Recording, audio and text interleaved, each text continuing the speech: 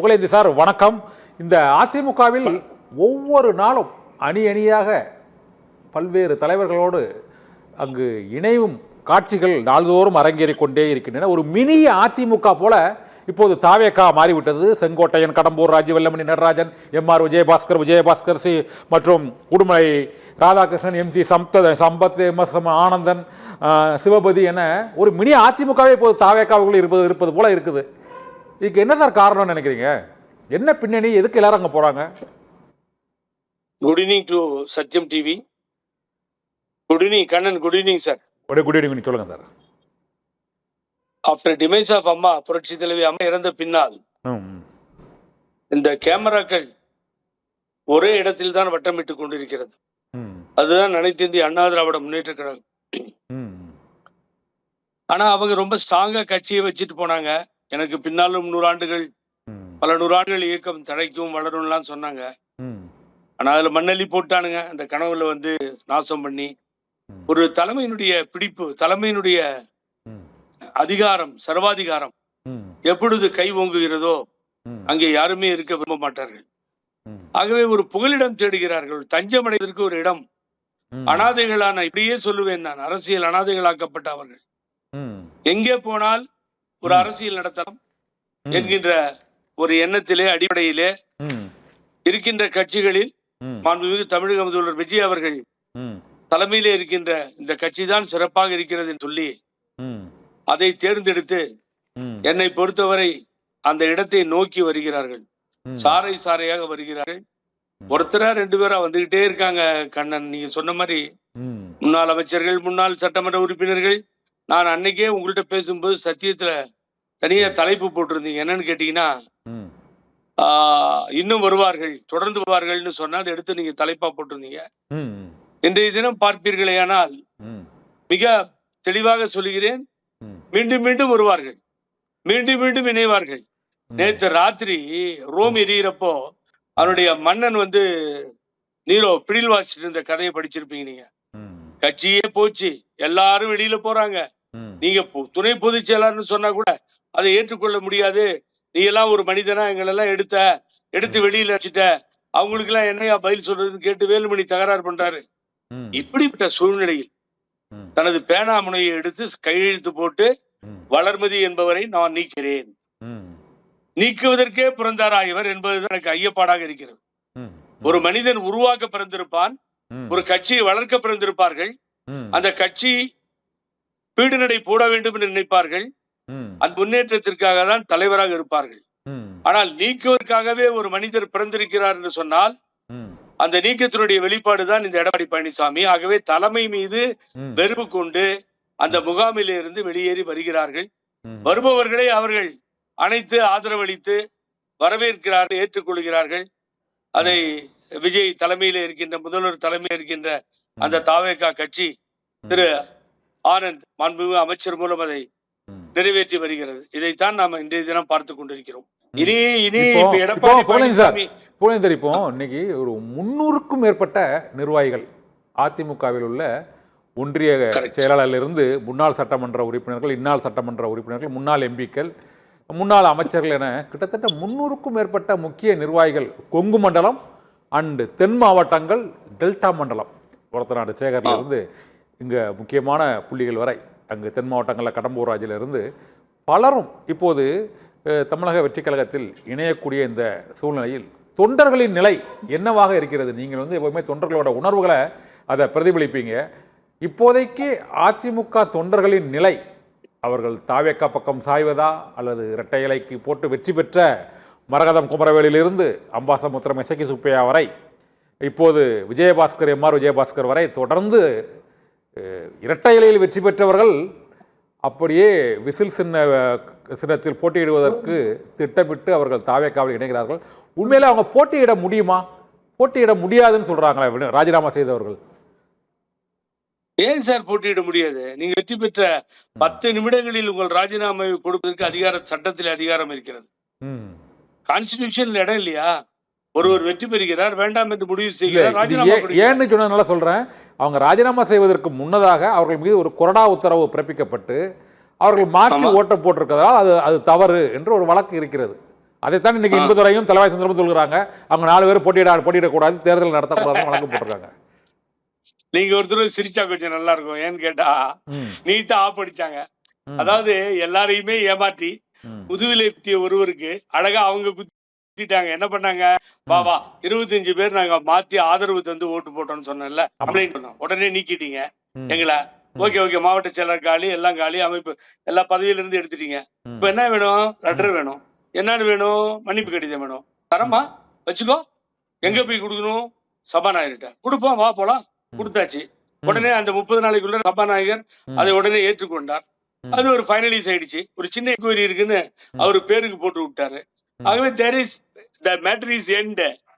அங்க பழனிசாமிக்கு நீட்டா, பழனிசாமி நகமும் சதையும் உடலும் உயிரும் இப்படியெல்லாம் இருந்தவர்களை, கண்ணும் இமையும் போல இருந்தவர்களை காத்து பக்கத்திலே வைத்துக் கொள்ள முடியாமல் தூக்கி எறிகிறார். ரைட், நீ தூக்கி எறிய, வேடிக்கை பாரு இப்ப என்ன நடக்குதுன்னு சொல்லி அப்படி பொறுமையா இருந்துட்டு இப்ப மறுபடியும் அதே படை கிளம்பி வருகிறது. அந்த பிரச்சனை சால்வ் ஆயிடுச்சு. இப்போ அது மேல ஆக்ஷன் எல்லாம் எடுக்க முடியாது. ஆக்ஷன் எடுக்கல. இப்ப இன்பதுரை போட்டியிடலாமா? அப்ப போட்டியிடலாம். இந்த 6 பேர் ராஜினாமா பண்ணவங்க போட்டியிடலாம். அப்ப நான் ஒரு கேள்வி கேட்கிறேன், உங்களை பதில் சொல்லுங்க நீங்க. இப்ப நிர்வச்சன் சதன், அசோகா ரோடு, நியூ டெல்லி, அங்கதான் தேர்தல் ஆணையம் இருக்கு. அதுல 3 தேர்தல் ஆணையர்கள் இருக்கிறார்கள். அப்ப தமிழ்நாட்டுக்குன்னு ஒருத்தர் இன்சார்ஜ் எல்லாம் போடுவாங்க எலெக்ஷன் நடக்கிறப்போ. அப்புறம் ஆர்வோ இருப்பாரு. இப்ப இன்பதுரை எப்ப தேர்தல் ஆணையர் ஆனாரு? நாங்க நிக்க விட மாட்டோம் என்று சொல்வதற்கு இவருக்கு என்ன அதிகாரம் இருக்கிறது? இவர் தேர்தல் ஆணையரா இல்ல ஆர்வமா? ஆர்வோ தான் சொல்லுவாங்க நீங்க நிக்க கூடாது, நிக்கணும்னு. நிற்க விட மாட்டோம் அப்படின்னா நிற்க விட மாட்டோம். உங்க கட்சி வேட்பாளரே நிக்க போறது இல்ல. டிஎம்கே அண்டர்ஸ்டாண்டிங்ல போகுது. அழகா என்ன பண்ண போறாரு, விக்ரவாண்டியிலும் பழனிசாமி எடுத்த நிலைப்பாட்டை எடுக்க போகிறீர்கள். நிற்க போவதில்லை, தேர்தலை சந்திக்க போவதில்லை, இந்த நாட்டினுடைய முதலமைச்சர் விஜயை எதிர்கொள்ள போவதில்லை. அது தெரிஞ்ச கதை. அது மாத்தி உளறிட்டு இருக்காரு. நிற்க விட மாட்டோம். ஜெயிச்ச தொகுதிக்குள்ள ஏடிஎம்கே தொகுதி தானே சார்? ஜெயிச்ச தொகுதிக்குள்ள ஏடிஎம்கே தொகுதி தான். ரெட்டலைக்கு தான் ஓட்டு போட்டுருக்காங்க. ரெட்டலை எடப்பாடிட்டு இருக்கு. ஏன் நிக்க மாட்டாரு? ஏன் அப்பயும் 6000 ஓட்டு தானே, ரெட்டலைக்கு தானே ஓட்டு போட்டாங்க. நாடாளுமன்ற தேர்தல் நடந்த பொழுது 6000 ஓட்டு தான் விக்கிரவாண்டியில வித்தியாசம். ஏன் அப்ப நிக்க முடியாதுன்னு புறமுதுகு காட்டு ஓடுனது? ட்ரை பண்ணிருக்கலாமே விக்கிரவாண்டி எலெக்ஷன்ல. அப்போ திமுக ஒரு பெரிய வலிமையான கூட்டணி போல ஒரு பிம்பம் இருந்தது. இப்ப அந்த பிம்பம்லாம் நொறுங்கி போய்விட்டது என்பதால் வெற்றி பெற்ற அதிமுக உறுப்பினர்கள் அங்கு புதுக்கோட்டை விராலிமலையாக இருக்கட்டும், இங்கு மதுராந்தகமாக இருக்கட்டும், அம்பாசமுத்திரமாக இருக்கட்டும், ஓட்டு போட்டது ரெட்டைலைக்கு தான். இப்போது வேட்பாளர்கள் மாறி இருக்கிறார்கள். ஆனால் அவர்களுக்கு திரும்ப விசில் சின்னத்தில் ஓட்டு போடுவாங்கன்னு நினைக்கிறீங்களா? பல இடங்கள்ல 3000 இருக்கு. இல்ல 100 நீங்க சொல்றது 100% உண்மை. என்ன, ரெட்டலைக்கு தான் வாக்களித்தார்கள். பழனிசாமிக்காக யாரும் வாக்களிக்கவில்லை. அங்கே இப்பொழுது வந்து சேர்ந்திருக்கின்றவர்களுக்காக யாரும் வாக்களிக்கவில்லை என்று நீங்கள் சொன்னதுதான் உண்மை. அதிலே புகழேந்திக்கு மாற்று கருத்து இல்லை. ஆனால் தாவேகா வலிமை பெற்று விட்டது. 107 இடங்களில் தனித்தன்மையோடு வெற்றி பெற்று விட்டது. இப்போ பல பேர் ரிசைன் பண்ணிட்டு 7 இடைத்தேர்தல் வரும். அதிலே தாவேகா வெற்றி பெறும்னா ஆட்சி அதிகாரம் இருக்கிறவர்கள் கைக்கு வாக்களித்தால் தான் அந்த கட்சிக்கு வாக்குரிமை. அந்த கட்சிக்கு வாக்களித்தால் அந்த கட்சி மீண்டும் ஆட்சியில ஸ்ட்ராங்கா முழு அதிகாரத்தோடு பலத்தோடு இருக்கும். அப்ப வேண்டிய உதவிகளை இந்த தொகுதிக்கு செய்யும் சொல்லி அங்க இருக்கின்ற ஓட்டர்ஸ் நினைக்க மாட்டாங்களா? இது ஓட்டு போட்டாதான் நமக்கு பெனிஃபிட் வரும். இது போய் ஒரு எதிர்கட்சிக்கு இந்த சட்டமன்ற தொகுதியை கொடுத்தா அது மூலியமா என்ன லாபம் என்று நினைக்க மாட்டார்களா கண்ணன்? ஆகவே இப்போ புகழேந்தி சாருக்கு இப்போதைக்கு அப்படி ஒரு நினைப்பு. நான் என்ன நினைக்கிறேன்னா, இவங்க ஓட்டு போட்ட 10 நாள்லயே பதவியை ராஜினாமா பண்ணிட்டு போனாங்கன்னா இவங்க என்ன மக்கள்கிட்ட நம்பிக்கையை பெற்றிருக்காங்க? இன்னொரு கட்சிக்கு பதவி சோகத்துக்காகவும் அதிகாரத்திற்காகவும் வேறு காரணங்களுக்காகவும் தான் அவர்கள் சென்று இருக்கிறார்கள் என்பது மக்களுக்கு அவ்வளவு புரியாமலாம் இருக்காங்க வாக்காளர்கள். Correct, 100% correct. அது வந்து ராஜினாமா பண்ணவங்க எப்படி நினைச்சிருப்பாங்கன்னா, இன்னும் 5 வருஷத்துக்கு நம்ம எந்த திட்டத்தையும் கொண்டு போய் கொடுக்க முடியாது, ஒரு ஆளுங்கட்சியா இருந்தா நம்ம போய் அதை செய்ய முடியும்னு நினைப்பாங்க. 2வது, நான் என்ன கேட்கிறேன், இந்த வெற்றி பெற்றவர்கள் ராஜினாமா செய்தது நீங்க சொல்றீங்க. ராஜினாமா செய்தது இப்ப உடனே பாருங்க, கையில மை கூட இருக்கு, இன்னும் அழியவே இல்லை, அதுக்குள்ள ராஜினாமா பண்ணிட்டாங்கன்ற குற்றச்சாட்டை நீங்கள் சொல்லுகிறீர்கள். நான் முதலமைச்சர் ஆவேன், நான் இந்த நாட்டை ஆளப் போகிறேன், எல்லாருமே காணாம போயிடுவாங்க, அது ஒரு கட்சியாது தவேகா திமுக எல்லாம் முன்னாடி ஒண்ணுமே இல்ல அப்படின்னு பிரச்சாரம் செய்தவர் அடியோட காலியாயிட்டார். புகழேந்தி சொன்ன மாதிரி புகழேந்தி தான் மெயின் காரணம். ஞாபகம் வச்சுக்கோ, கண்ணன் அதுல ஒரு காரணம். ஓப்பனா சொல்ற, 3வது இடத்துக்கு போவார், காணாமல் போவார்னு சொன்னோம். இதுதான் நடந்துச்சு. ஆகவே இந்த நம்பிக்கை இழந்தாச்சு. யாரை பொதுச் செயலாளராக ஏற்றுக்கொண்டு நம்பி நின்றோமோ இன்றைய தினம் நட்டாற்றில் விட்டு விட்டார். அந்த தலைமை, இவருடைய தலைமை சர்வதிகாரமா இருக்கிறது. இங்க இருந்து என்ன பண்றது, என்ன சாதிக்க போறீங்க நீங்க? சோ எங்க போறது? நாதிட்டவர்களாக ஆகிவிட்டோம், அரசியலில் அனாதைகளாகிவிட்டோம். இப்படிப்பட்ட நிலைமையில வேற வழி இல்லை. அதனால போறாங்க. அது புரியுது. இப்போது தாவேகா வலிமை அடைந்து விட்டது. அவர்கள் வந்து இந்த மாதிரி 107 இடங்களில் வெற்றி பெற்று 108 இடங்களில் வெற்றி பெற்று ஆட்சி அமைத்து விட்டார்கள். இப்போது தமிழக வெற்றிக் கழகம் ஆட்சிக்கு வந்தது தூய சக்தியாக நாங்கள் ஆட்சியை அமைப்போம் என்று கூறிவிட்டு வந்திருக்கிறார்கள். இப்போது இன்று இணைந்தவர்கள் எல்லாம் தூய சக்தியா? சி விஜயபாஸ்கரிலிருந்து எம்ஆர் விஜயபாஸ்கர் முதல் பலர் இணைந்திருக்கிறார்கள். இவர்கள் அனைவருமே லஞ்ச ஒழிப்பு துறையிலிருந்து, வருமான வரித்துறையிலிருந்து பல்வேறு வழக்குகளை சதித்துக் கொண்டிருப்பவர்கள். இவர்களை இணைப்பதால் வலிமை கூடுமா குறையுமா? ஒரு வேல்யூபிள் கொஸ்டின் நீங்கள் எழுப்பியிருக்கின்ற கேள்வி ஒரு நியாயமான கேள்வி கூட. ஆனால் என்னை பொறுத்தவரை ஒரு நாமினேஷன் ஃபைல் பண்ணணும்னா சில சட்ட விதிகள் இருக்கிறது, முறைகள் இருக்கிறது, தேர்தல் ஆணையத்தினுடைய விதிகள் இருக்கிறது, நாம்ஸ் இருக்கிறது. அதுபடி 2 வருஷம் தண்டனைக்கு உள்ளாக்கப்பட்டவர்கள் தேர்தலில் நிற்க முடியாது. அதுல இது நடைமுறையில் இருக்கிறது. சசிகலா கூட நிக்கல முடியும் அவங்களால. சோ இப்படிப்பட்ட தீர்ப்பு வரும் பொழுது அவர்களால் நிற்க முடியாது. 2 வருஷத்துக்கு உள்ள தண்டனை இருந்தா நிற்கலாம், அதை ஆர்வம் அக்செப்ட் பண்ணிக்கலாம். 2 வருஷத்துக்கு மேல இருந்தா நாமினேஷனே கொடுக்க முடியாது முதல்ல. இது விதி. இரண்டாவது, ஒரு நபர் அவர் ஊழல் வழக்கில் director of vigilance anti corruption ஆகட்டும், நீங்கள் சொன்ன வருமான வரித்துறை ஆகட்டும், நீங்கள் சொன்ன இடி ஆகட்டும், இவர்கள் எல்லாம் வழக்கு போட்டு ஒரு நபர், சென்ட்ரல் பியூரோ ஆஃப் இன்வெஸ்டிகேஷன் விசாரணை எல்லாவற்றிற்கும் உட்பட்டு ஒரு நபர் அதை சந்தித்துக் கொண்டிருக்கின்ற நபரை எப்படி தாவேகா ஏற்றுக்கொள்வது என்ற கேள்வியை நீங்கள் கேட்கிறீர்கள். கரெக்டா? கரெக்ட். ஆமா, அதான் நியாயமானு கேட்கிறீங்க. தூய சக்தின்னு சொன்னீங்களே, நீங்க அவங்களை கொண்டு வந்து உள்ள விடுறீங்களேன்னு கேக்குறீங்க. தட் இஸ், அந்த ஒருவர் அந்த குற்றச்சாட்டுகளை சுமக்கிறார் என்று சொன்னால் அவருடைய கடமை அவர் நிரபராதி என்று நிரூபிக்க வேண்டும். ஆகவே இப்பொழுதே தண்டனை கொடுக்க முடியாது. அது இப்ப ட்ரையல்ல போகும், விசாரணையில இருக்கும். நாளைக்கு நீங்க அரெஸ்ட் கூட பண்ணலாம். அதுக்கெல்லாம் நம்ம இல்லைன்னு உத்தரவாதம் கொடுக்க முடியாது. அவர்களை தூய்மைப்படுத்திக் கொண்டு வடக்கு மன்றத்தில் போய் நிரபராதி என்று நிரூபித்து வெளியிலே வர வேண்டும். அந்த சூழல், அந்த சிக்கல் எல்லாம் அந்த தனிப்பட்ட மனிதனுக்கு உண்டானது. அதற்கு நான் நியாயம் கற்பிக்கவில்லை. நான் ஏற்கனவே டிவிஎஸ்சியில கேஸ் கொடுத்திருக்கேன். அதெல்லாம் பெண் இருக்கு கண்ணன். ஆனா நான் என்ன சொல்ல வரேன்னா, அதற்காக தண்டனை நீங்கள் இப்பொழுதே கொடுக்க முடியாது. அவர் நாளைக்கு அக்யூட் ரைட்டா என்ன பண்ணுவீங்க? அவர் நிரபராதியை நிரூபிச்சுட்டு வந்துட்டா என்ன பண்ணுவீங்க? ஆகவே இந்த கட்சியினுடைய தலைமை முடிவெடுக்க வேண்டும். இவ்வளவு பேஸ் பண்றாங்க. ஆகவே தாவேகா முடிவெடுத்து இன்றைய தினம் சேர்த்து கொண்ட பின்னர் படிப்படியாக அவர்களுக்கு என்ன செய்ய வேண்டும், ஊழல் வழக்குகள் இருந்தால் அவர்களுக்கு செய்யலாமா வேண்டாமா, இவர்களை எங்கே வைக்க வேண்டும், அந்த வழக்கில இருந்து வெற்றி பெற்று வந்த பின்னால் இவர்களுக்கு அந்த சலுகைகள் தொடருமா, இதையெல்லாம் அந்த தலைமை தான் முடிவு செய்ய வேண்டும்.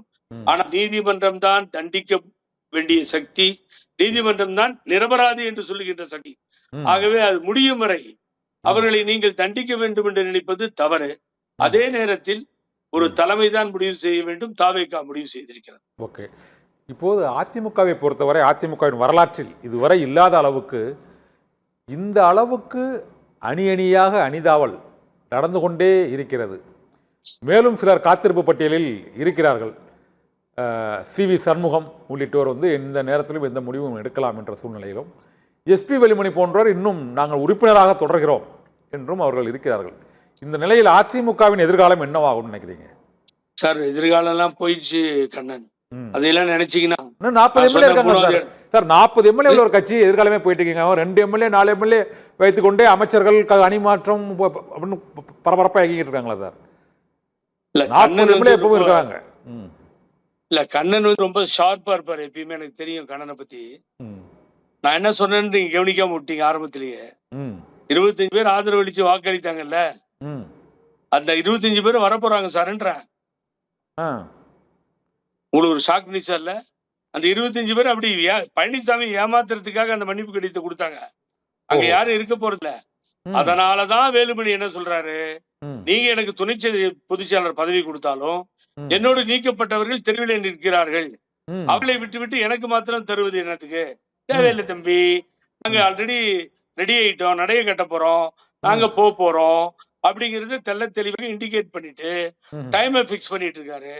ஆகவே அவரோடு சேர்ந்து இந்த 25ல எது குறைஞ்சிருக்கோ, ராஜினாமா விட்டுருக்கோ, அது எது குறையப்பட்டிருக்கோ எல்லாரும் சேர்ந்து இங்க வரதா போறாங்க. இல்ல இந்த 25 அந்த இடைத்தேர்தலுக்கு முன்னதா வருவாங்களா பின்னால வருவான்னு நினைக்கிறீங்களா? இப்ப ஏற்கனவே ஒரு 6 பேர் போயிருக்கிறாங்க. இல்ல அது உங்களுக்கு என்னன்னு கேட்டா 2 விஷயம் கண்ணன்.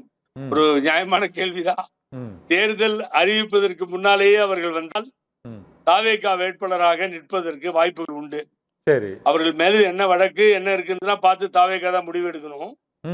ஆனால் அதற்கு பின்னால் தேர்தல் அறிவிக்கப்பட்ட பின்னால் வரலாம். ஆனால் அந்த இடைத்தேர்தல் நிக்க முடியாது இல்ல, அதுக்கு முன்னாடி தேர்தல் இல்ல. ஆமா, ஆகவே அவங்க வேக வேகமா வரணும். எந்த மூமெண்ட்லயும் தேர்தல் வந்துடும். ஏன்னா நாடு பூரா இடைத்தேர்தல். கர்நாடகா அங்க இங்க, கர்நாடகால ஒரு இடம் என்ன இடம், கர்நாடகால பை எலெக்ஷன், அது மாதிரி நாடு பூரா ஒவ்வொரு ஸ்டேட்டுக்கும் இரியூர், கர்நாடகால இரியூர், இது போல நாடு பூரா ஸ்டேட் ஒவ்வொரு இடைத்தேர்தல் இருக்கிறது. எல்லாத்துக்கும் ஒன்னா சேர்த்து தான் அனௌன்ஸ் பண்ணுவாங்க. அது ரொம்ப காலம் எடுக்காது. எலெக்ஷன் கமிஷன் இடிமீட்டா களத்துல இறங்கிடும். முன்னால் வந்தவர்கள் பின்னால் வந்தவர்கள் சார். இன்னொரு முக்கியமான ஒரு கேள்வி. இப்போதைக்கு அதிமுக பொதுச் செயலாளர் இருக்கக்கூடிய எடப்பாடி பழனிசாமி இந்த பிடிவாதம் மட்டும்தான் இந்த அனிதாவலுக்கு காரணமா, அல்லது வேறு எதுவும் தனிப்பட்ட காரணங்கள் இருக்கிறதா? ஏனென்றால் எஸ்பி வேலுமணி, தங்கமணி உள்ளிட்டோர், விஜயபாஸ்கர் உள்ளிட்டோர் ஒரு 2 மாதத்துக்கு முன்னால் கூட மிகவும் நெருக்கமாக அவரோடு இருந்தவர்கள் தான். இந்த நம்பிக்கை வாக்கெடுப்பு முன்பு வரை அவர்கள் நெருக்கமாக இருந்தவர்கள் தான். இப்போது திடீரென இந்த தேர்தல் முடிந்தவுடன் சிவி சண்முகம், எஸ்பி வேலுமணி இவர்கள் எல்லாம் நம்பிக்கை வாக்கெடுப்புக்கு ஆதரவாக வாக்களிப்பதற்கு அவர்கள் கூறும் ஒரு காரணம், அவர் இப்போ திமுகவோட இணைந்து முதலமைச்சராக முயற்சி பண்ணார் அப்படின்னு சொல்றாரு. ஆனால் அது உண்மையிலேயே அதற்கான எந்த விதமான ஆதாரமும் இல்லை. ஆனாலும் உண்மையிலேயே அதற்காக மட்டும்தான், நீங்க உண்மையை உடைச்சி சொல்லுங்க, அதற்காகத்தான் இவர்கள் விலகுகிறார்களா, வேறு சரிப்பட்ட காரணம் இருக்குதா? மண்வெட்டி, நான் முதல்ல சொல்லியிருக்கேன், மண்வெட்டி கையில் எடுப்பார், மற்றவருக்கு குழிபறிப்பார், அது தன் பக்கம் பார்த்து நிற்கும் என்பதை தாமரை மறந்திருப்பார்னாரு தலைவர் பாடல்ல. ஆகவே இவர் என்ன பண்ணாரு, இவங்க நம்ம விப்பு 2 விப்பு மெஜாரிட்டி யாருன்னா ஆப்போசிஷன்ல ஒரு எடப்பாடி எதிர்த்து எம்எல்ஏக்கள் அதிகம். அப்பயே அவங்க ஏடிஎம்கே 1 ஏடிஎம்கே 2ன்னு கூப்பிடுன்னு சொல்லி சட்டமன்றத்துல கொடுத்து ஃபைட் பண்ணிருக்கலாம். அவங்க கொஞ்சம் தடுமாறிட்டாங்க, ஏதாவது டிஸ்குவாலிஃபிகேஷன் வருமானு. ஓபிஎஸ் கேஸ்லயே 9 வருஷம் ஆச்சு, வரல. ஆகவே ஒன்னும் கிழிக்க முடியாது. அவங்க யார் ஐடியா கொடுத்தாங்களோ பாவம். அவங்க என்ன பண்ணிட்டாங்க, பழனிசாமி எப்படி முதுகுல குத்துறது, பழனிசாமி இதை வச்சு இவங்களை எப்படி பழி வாங்குறது. இந்த 2 வாரம் இருந்தது. அந்த 2 வாரத்துல என்னாச்சுன்னு கேட்டீங்கன்னா, அவங்க அந்த மதிப்பு கடிதத்தெல்லாம் கொடுத்து அவங்க வேலையை முடிச்சுக்கிட்டாங்க. இப்போ பழனிசாமியை பழி வாங்குகிறார்கள். அவர் எடுத்து அதே ஆயுதத்தை கையில எடுக்கிறார்கள். அவர் இந்த கட்சி ஒழிக்க விட மாட்டார் கண்ணன். ஆல்மோஸ்ட் முடிஞ்சு போச்சு. ஒரு 90% காலி. தொண்டர்கள்லாம் அணியா போயிட்டு. நீங்க நான் கேட்டது, இவங்க ரொம்ப நெருக்கமா இருந்தாங்களே, இவங்க ஏன் வெளியில வராங்கிற எஸ்பி வேலுமணி அதான் சொல்லிட்டு இருக்கேன். ஒருத்தர் கட்டி பிடிச்சிட்டாரு, புத்தகம் கூட கொடுத்துட்டாரு, நம்ம 2 பேரும் நெருக்கமா இருக்க மாதிரி காமிச்சுக்கிட்டாரு. அந்த கட்டி பிடிக்கும் போது இவர் வெளியில சொல்லாம எண்ணத்தில் மனசுல என்ன சொல்றாருன்னா, மகனை உன்னை காலி பண்ணாம விட மாட்டேன், கவலைப்படாது. அவர் என்ன சொல்றாருன்னா, எனக்கு தொழிலே அதான்டா காலி பண்றது, அடுத்தவன முதல் குத்தியே மேல வந்தவன், மகனை இருக்கு வை வச்சுக்கோ அப்படின்னு. அப்படி அது நட்பு பாராட்டினது உண்மையானது அல்ல, அது ஒரு நாடகம். 10 வருஷம் ஆட்சியில மறைந்த முதலமைச்சர் ஜெயலலிதா மறைவுக்கு பிறகு ஒரு முதலமைச்சராக இருக்கிறார். அப்பவும் எஸ்பி வேலுமணி, தங்கமணி உடைய இருக்கிறாங்க. ஒரு 5 ஆண்டுகள் எதிர்கட்சி தலைவராக இருக்காங்க. அப்பவும் அவங்க இருவருமே நல்ல ஒரு இணக்கமான போக்கு இருக்கிறாங்க. இந்த தேர்தல் முடிந்தவுடன் டக்குன்னு அந்த எதிர்ப்பு அணியை உருவாக்குவதற்கு என்ன காரணம்? பர்சனல் ரீசன்ஸ் என்னங்கிற சரியான கேள்வி. அதாவது 12,000 பதவி, ஒரு பதவி 2 பதவி அல்ல. உள்ளாட்சி துறையிலே முக்கியமான பொறுப்புகள் 12,000 பொறுப்புகள். தேர்தலை நடத்தாதது 3 வருடம். 3 வருடமாக வேலுமணி கையில இது கொடுக்கப்பட்டு அந்த பதவிகளை வைத்து பயனடைந்தவர்கள், அதுல எனக்கு மாற்று கருத்தே கிடையாது. பழனிசாமி அதை வைத்து மிகவும் பயனடைந்தார், வேலுமணியும் அடைந்திருப்பார். நான் ஒன்னும் சப்போர்ட்டா பேச போல. ஆகவே அப்படிப்பட்ட ஒரு நிலைப்பாடு இருந்தது. ஆனா அதுக்கு பின்னாடி என்ன ஆச்சு, எப்படியாவது இவர் சீம் இடுவாரு, அவரை இடுவார், இவரை இடுவார். பிஜேபியை நம்பிச்சு வேலுமணியை நம்பினாரு. எல்லாமே அந்த எவ்வளவு சொல்லியும் பழனிசாமி கேட்காம அவர் பின்னாடி போனாங்க. ம். எப்பொழுது தோற்று விட்டாரோ, 3வது இடத்திற்கு வந்தாரோ, ம். 3 நாள்ல 4 நாள்ல ராஜினாமா கொடுக்க ஆரம்பித்தார்களோ, ம். இனி இந்த கட்சி தாங்காது. ம். எவ்வளவு பெரிய இயக்கம் தெரியுமா கண்ணன்? ம். 72 துவக்கி ரத்தத்தை சிந்தி பலரை தியாகம் செய்ய வைத்து உயிரிழக்க வைத்த கட்சி சார். ம். எவ்வளவு பெரிய இயக்கம் இன்னைக்கு பார்த்தா வயிறு எரியுது சார். உங்கள்கிட்ட பேசுறமே தவிர ம். நான் அதிலே வெற்றி கண்டு விட்டேன்னு சொல்லுவேன். 7 ஆண்டு காலமாக நான் ஒருத்தன் தான் பழனிசாமி ஏத்து போறான். ம். நடுவுலயே ஓபிஎஸ் ஓடிட்டாரு. ம். அந்த அம்மா வீட்டுல படுத்துட்டாங்க. ம். கவலையே படல நானு. என்னை கட்சி விட்டு எடுத்தாரோ அம்மாவுக்கு பிணை கொடுத்தவன், ம். வழக்கை 9-10 வருஷம் நடத்தினவன், ம். என்னை எப்பொழுது எடுத்தாரோ அன்று முடிவு செய்தேன், உன்னை ஒழிக்காமல் அரசியல் இருந்து விட மாட்டேன்னு சொல்லி. இன்று நான் வெற்றி பெற்றதாக சொல்லலாம். ஆனால் இயக்கம் அழியும் பொழுது ஒரு இயக்கம் கம்ப்ளீட்டா அழிஞ்சு போச்சு. இல்ல அப்படி இவர் அழிந்து சொல்லிட்டு விடும் போகும்போது நினைக்கிறீங்களா? இல்ல உண்மையிலே அப்படி அதிமுக இயக்கம் இனி- இவர்கள் விலகுவதால் மொத்தமா அழிந்துடும் நினைக்கிறீங்களா? அந்த இரட்டை இலை என்ற சின்னமும் எடப் அதிமுகவும் முழுமையா அழிந்துடும் நினைக்கிறீங்களா? நீங்க வந்து ஒரு ஒரு ஒரு ஒரு சிறிய கட்சி போல இந்த கட்சி பெயரளவில் இருக்க வேண்டும் என்று உள்ளபடி மனதார நினைப்பாரானால் பழனிசாமி ம். உடனடியாக பதவி விலக வேண்டும். ம். வர்றவங்க பூரா அதை தானே சார் சொல்றாங்க. புகழேந்தி சொன்னதானே இப்ப சொல்லிட்டு இருக்காங்க. ஓகே. வர்றவங்க பதவி பூரா விலகினா இந்த எல்லாம் தலைமை எல்லாம் சரியாயிருமா தலைமை சார்? சரியில்லை. இல்ல இப்போ இபிஎஸ் பதவி விலகினா எல்லாம் சரியாயிருங்கீங்களா? நிச்சயமாக வேறொரு இந்த இடத்துல வந்து அமரக்கூடியவர் என்ன செய்வார்? ஆனா வேலுமணியே அமர்றாருன்னு வச்சுக்கோங்க. அவர் கட்சியை காப்பாற்ற வேண்டும். அந்த பொறுப்பு வந்துரும். ம். விலகி போனவரை அடைப்பார். எல்லோரையும் ஒன்னா சேர்த்து இந்த இயக்கத்தை நடத்திட்டு போகணும்னு நினைப்பாரு. விட்டு கொடுக்க மாட்டாரு. ஆனா ஒண்ணுமே செய்ய எல்லாத்தையும் கட்சி விட்டு எடுக்கிறதுக்கு தான் நான் பொதுச் செயலாளர்னு சொன்னா என்ன சார் நியாயம் இது? ம். வீதி வீதியா தெரு தெருவாக கிராமத்தில் கூட தெரியாத பழனிசாமியை தெரிந்து கொண்டு மக்கள் ஏற்றுக்கொள்ளாமல் ஏளனமாக பேசுகிறார்கள். இப்படி ஒரு பைத்தியக்காரர் ஒரு கட்சியை ஒழிச்சா அம்மா கட்சியை தலைவர் கட்சி என்று பேசுவது வேதனையா இருக்கிறது. ஏன் இறங்கி வந்தா என்ன இடுவீங்க? ம். பதவி என்ன? யாரு எங்க அப்பா வீட்டு சொத்தா, உங்க அப்பா வீட்டு சொத்தா, அவர் அப்பா வீட்டு சொத்தா? யார் வீட்டு சொத்தும் அல்ல. ம். பதவி என்பது பேரறிஞர் பெருந்தகை அண்ணா சொன்னது போல நீர் குமிழ், எப்பொழுது வேணாலும் உடைந்து போகும். ம். ஆகவே ராகுல் காந்தியே அப்படிப்பட்ட மாபெரும் தலைவரே ம். என்னுடைய தலைமையிலே கட்சி ஜெயிக்கலன்னு ரிசைன் பண்ணிட்டாரு. ம். மல்லிகார்ஜுன கர்கேவை தலைவராக கொண்டு வந்து வச்சு பார்த்து அழகு பார்த்தார். ம். அப்ப நீங்க ரிசைன் பண்ணுங்க, வெளியில வாங்க, ஒரு சட்டமன்றத்தில் எதிர்கட்சி தலைவரா இருக்குன்னு கேட்டுக்கோங்க. ம். ஆகவே இந்த நாற்காலியை விடவே மாட்டேன் என்று சொல்லி அடம்பிடித்து நாற்காலியிலே அமர்ந்து இந்த கட்சியை அழித்து முடித்து விட்டார். ம். இனி அங்கே யார் இருக்க போறாங்கன்னு தெரியாது கண்ணன். ஓகே. கடைசியா அவரும் ஒரு உதவியாளர் இருந்தா பெரிய விஷயமா இருக்கும். ம். இன்னைக்கு இன்று கூட இந்த இணைப்பு விழாவில் பேசும்போது இதைத்தான் கூறினார்கள். அவர் எடப்பாடி பழனிசாமி எங்களுக்கு துரோகம் இழைத்து விட்டார்கள் என்று எம்ஆர் விஜயபாஸ்கரும் சி விஜயபாஸ்கரும் கூறினார்கள். ஆனால் புகழேந்தி அவர்கள் அதிமுக அந்த பிளவு ஏற்படுவதற்கு முன்பு இருந்தே, அதாவது ஓபிஎஸ் திமுகவில் இணைவதற்கு முன்னால் இருந்து பல ஆண்டு காலமாக தொடர்ந்து இந்த ஒருங்கிணைப்பு முயற்சி, அதிமுகவை இணைக்கும் முயற்சி உள்ளிட்ட பல்வேறு முயற்சிகளில் ஈடுபட்டு புரட்சி அதிமுக என்ற கட்சியையும் தொடங்கியிருக்கிறார்கள். புரட்சி அதிமுக தாவேக்காவில் எப்போது இணையுமா அல்லது அதிமுகவிலேயே தொடருமா? புரட்சி அதிமுக தொடருமா அதிமுகவில் அல்லது தாவேக்காவில் இணையுமா? கண்ணன் வந்து அதாவது கண்ணன் வந்து ஒரு முக்கியமான புள்ளிக்கு வந்துட்டீங்க. நான் தாவேக்காவில் இணைந்து பயணம் செய்வதாக முடிவு செய்து விட்டேன். அந்த எண்ணங்களை, அந்த இணைப்பை பற்றி அவருடைய அங்கே முக்கியமாக கோஆர்டினேஷன், இன்ஸ்பிரேஷன், ஆர்கனைசேஷன் எல்லாமே அன்பு அமைச்சர், அருமைக்குரிய அன்பு சகோதரர் ஆனந்த் அவர்கள், ஆனந்த் அவர்கள் பார்த்து கொண்டிருக்கிறார்கள். அவருக்கு நேரடியாக தெரிவித்து வந்துவிட்டுதான் மிக விரைவிலேயே சேருவேன் என்று சொன்னேன். ஆகவே அதை நீங்கள் எதிர்பார்க்கலாம். அதிலே ஐக்கியமாவோம், இணைவோம். ஏன் என்று கேட்டால் என்னை பொறுத்தவரை நான் அதையும் இதையும் திரும்பி பார்க்கவில்லை. எண்ணற்ற இளைஞர்களின் எழுச்சியோடு அமைக்கப்பெற்ற ஆட்சி இவ்வளவு விரைவாக இந்த ஆட்சி கட்டிலே வரும் என்று யாரும் எதிர்பார்க்கவில்லை. மக்களுடைய நீதி அது, அந்த நீதிக்கேற்ப இந்த ஆட்சி அமைந்திருக்கிறது. இரண்டாவது பெரிய விஷயம், நான் வணங்கி போற்றி வணங்குகின்ற தலைவர்களை ஏற்றுக்கொள்கிறார்.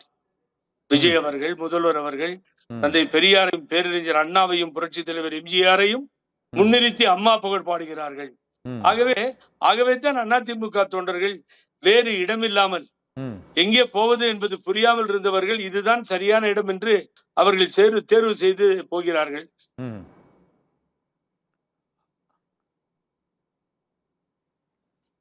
தூக்கி எறிய வேண்டும் என்று ஸ்கிரீன் பின்னாடி திரைமறைவில்லை சதி செய்வார்களே, ஆனால் அது ஜனநாயகமாகாது. மிக என்னை பொறுத்தவரை முன்னாள் முதல்வர் மீது தனி மரியாதை வைத்திருப்பவன் நான். ஆனால் அவர் இப்படி செய்கிறாரா என்கின்ற ஐயப்பாடு எழுகிறது. அது எழும்பொழுது அவருடைய பெயரும் கெட்டுவிடும். ஜாக்கிரதையாக இருக்க வேண்டும்.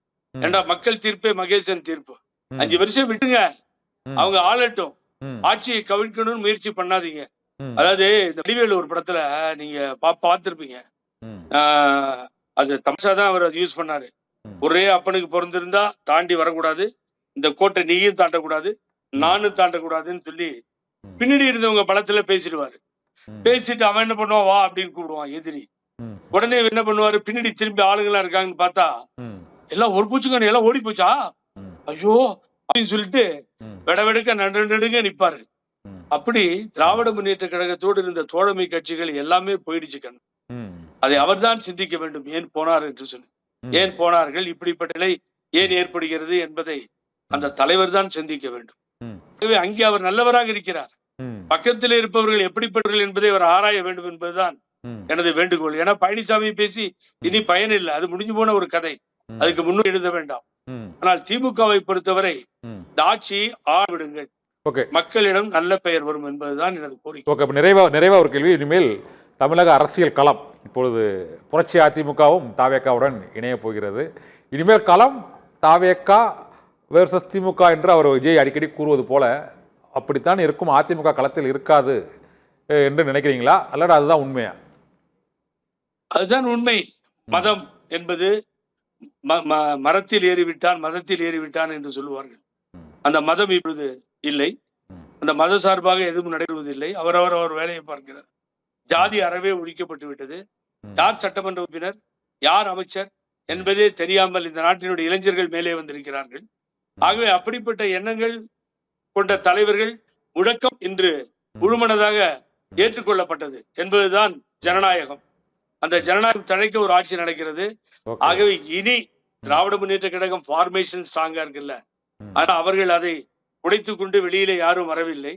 ஆகவே அப்பொழுதே விஜய் அவர்கள் சொன்னார்கள் திமுக தாவேகா போட்டி, தாவேகா திமுக போட்டி என்று.